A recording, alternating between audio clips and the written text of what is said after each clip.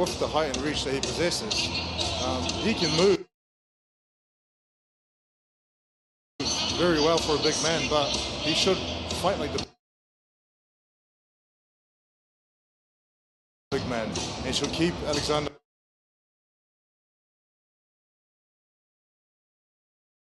at bay. Alexander's going to try and come in and out with this extraordinary great footwork, and he's going to throw combinations, and they're both very accurate fighters when they throw their punches.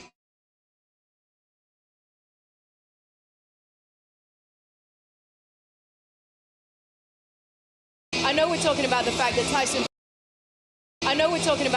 Tyson Fury has come in a weight that's lower than maybe we had expected to see him. 262 he weighed in the other day. He's still 40 pounds bigger than Oleksandr-Usyk. So you want to see him big man, Oleksandr-Usyk. You want to see him clinch. I still want to see him be the big man and hunt him down, and maybe use the size. You know, I don't know, rough him up. I don't know how. I don't know what the plan is, but I feel like that's the advantage to him: the size and the height and the reach. Well, we know what the plan usually is under Sugar Hill and the Kronk system. Knockout. Right, exactly. Is that what they're going for? He doesn't expect anything but a knockout. Do you think they'll go for that tonight? I've said that I feel like Tyson's going to stop Usyk later in the fight, the late rounds, but Usyk is very crafty, and you can't count him out. He's going to be on game. He's going to be on form. We want to see the best two fighters in the world go at it.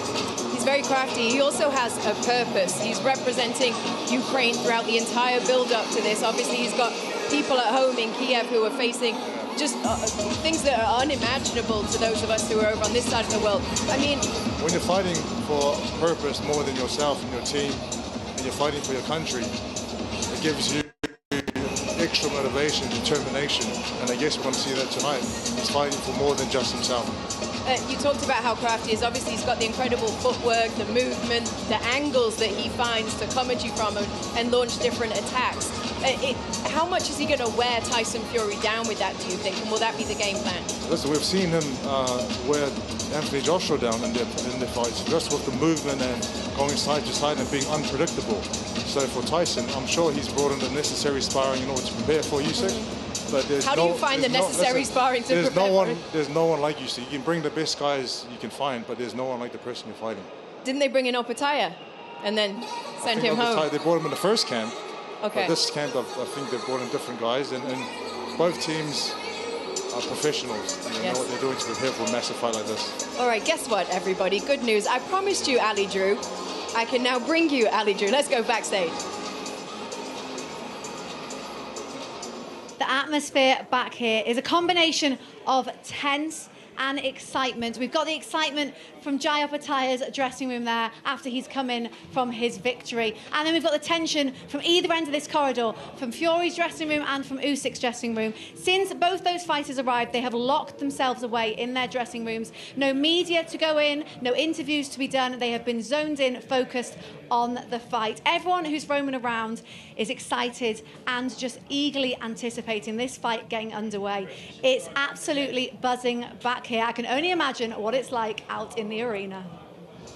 Oh, it's incredible out here, Ali. It's very, very good indeed. Okay, Joe and I are going to send you down one last time before the fight over to Ade Oladipo and Chris Mannix. Yeah, I can add to that. Me and Chris just looked over our shoulders and we were like, wow, this place really is completely sold out. Not a seat to be had, because we are very, very close now to the undisputed heavyweight title fight between Tyson Fury and Oleksandr-Usyk. We've been building, Chris. We've been building. We're there. We're there, and it's been a great night so far. Some terrific fights, some terrific finishes, a great cruiserweight fight between Jai Opataya and the old warrior, Marius Briedis. Let me add to that. I mean, I didn't know what to expect when I walked into this building this afternoon, but the crowd started to fill in pretty early, and now that we are just minutes away from this heavyweight championship fight, it is a palpable buzz in this building. A lot of people came over from the UK, a lot of Tyson Fury fans in the building, but there are a lot of locals here as well. It really is kind of a melting pot of people here in Saudi Arabia. Yeah, Tyson Fury from the UK. A lot of Tyson Fury fans in the building, but there are a lot of locals here as well. It really is kind of a melting pot of people here in Saudi Arabia.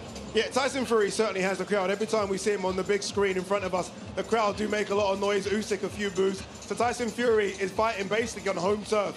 That's what it feels like for Tyson Fury. What I like about this fight so much is everyone you speak to, whether it be us as boxing work people in the industry, fans, former fighters, everyone's on the fence. Everyone is undecided. This is a genuine 50-50 fight. It really is, and I think there are people that started this promotion believing it was going to be a Tyson Fury blowout, who have now come all the way around and are seeing Oleksandr-Usyk by decision or even by knockout. Look, the performance by Tyson Fury against Francis Ngannou still lingers in the air. Yeah. It is still something people think about when they are prognosticating this fight. Tyson Fury, yes, he did come in 15 pounds lighter than what he weighed against Francis Ngannou. It's clear he took this training camp a lot more seriously, but we have seen Oleksandr-Usyk take every training camp seriously. We have seen him look brilliant in virtually every single fight he has been. And I think people that are picking against Tyson Fury right now are wondering, was that fight against Francis Ngannou an aberration, or was it the beginning of the end? You mentioned Tyson Fury's weight. Obviously, look, 277 against Ngannou, a lot lighter on the scales yesterday. I want to talk about Oleksandr-Usyk's weight. We were both there. We thought it was 233. When you heard 233 pounds, did you think, okay, that's good, you're trying to play the size game? Or were you concerned that he's made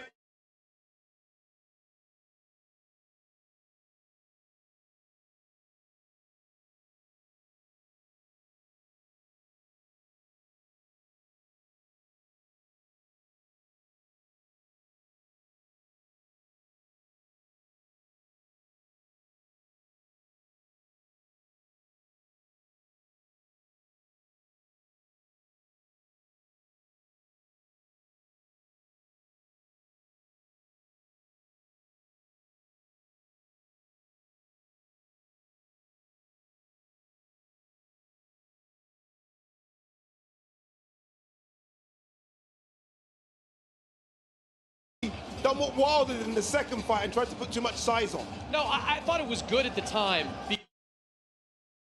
because I thought it was a natural progression for Usyk. He turned pro or turned up to the heavyweight division and weighed 217 pounds for his first couple of fights. He moved up and was around 221 for his last few fights. So I thought 233 was just a big guy getting a little bit bigger. I'm actually more pleased or more optimistic about Usyk, given that it was only a couple of extra pounds. That tells me he had the exact same training camp, the exact same type of nutrition, and the exact same preparation going into this fight. Yeah, it certainly does. Everyone at home has got involved as well. Everyone at home jumping on the fan zone. There was a poll, Usyk Fury. You can look at the results there. That is close. That is close, and that's what we want. Again, you want this undisputed heavyweight title fight. Two guys unbeaten. Two guys, honestly, ask this question. Two guys removed from their prime or still very much at their prime? I think they're both, I mean, look, 35 years old, 37 years old. You can't be in your prime.